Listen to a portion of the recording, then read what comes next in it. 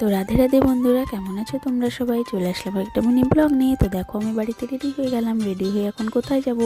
তিন বান্ধবী তো বেরিয়ে পড়লাম। এখন কোথায় যাব তিনজন মিলে?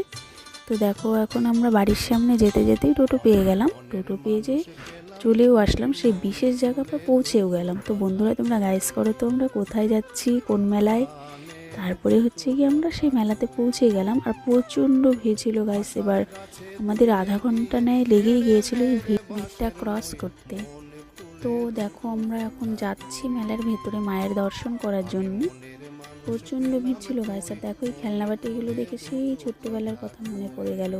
আগে জানো তো বন্ধুরা, আমরা সকালবেলা চলে যেতাম মেলাতে। মা যখন পুজো করতে যেত তখনই মায়েদের সাথে চলে যেতাম, আর সারাদিন ওখানেই থাকতাম। দুবার করে প্রসাদ খেতাম, তারপরে সন্ধ্যাবেলা আমরা আবার বাড়ি ফিরে আসতাম। তো দেখো প্রচণ্ড ভিড় হয়ে গেছে। আর ওখানে একটা কাটা গাছ দেখতে পেরেছিলে তোমরা। ওই কাটা গাছটার ওখানে আমরা আধা ঘন্টার মতো দুই বান্ধবী আটকে গিয়েছিলাম। তারপরে কোনো মতো বের হয়ে চলে আসলাম মায়ের দর্শন করার উদ্দেশ্যে।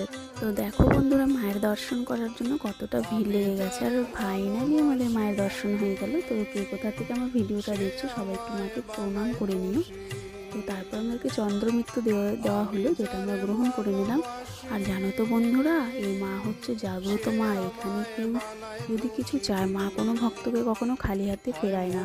তারপরে দেখো তিন বান্ধবী মিলে একটু সেলফি নিয়ে নিলাম। আর এখানে আমাদের অফিস থেকে শরবতেরও বিতরণ করা হয়েছিল, সেটার একটু হেল্প করে দিলাম। তারপরে মেলায় গিয়ে আমি দুটো তুলসীর মালা নিয়ে নিলাম, যেটা আমার মা ফোন করে নিয়ে নিতে বলেছিল দিদি আর জিজুর জন্য।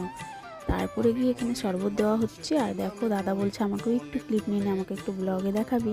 সেটা একটু নিয়ে নিলাম মজা করে।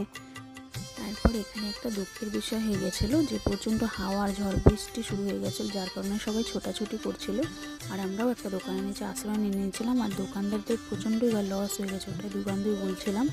আর হচ্ছে গিয়ে মেলায় আমরা কিছু খেতেও পারিনি। তারপর আর 10টার সময় ভিজে ভিজে বাড়ি চলে এসেছি মেলা থেকে।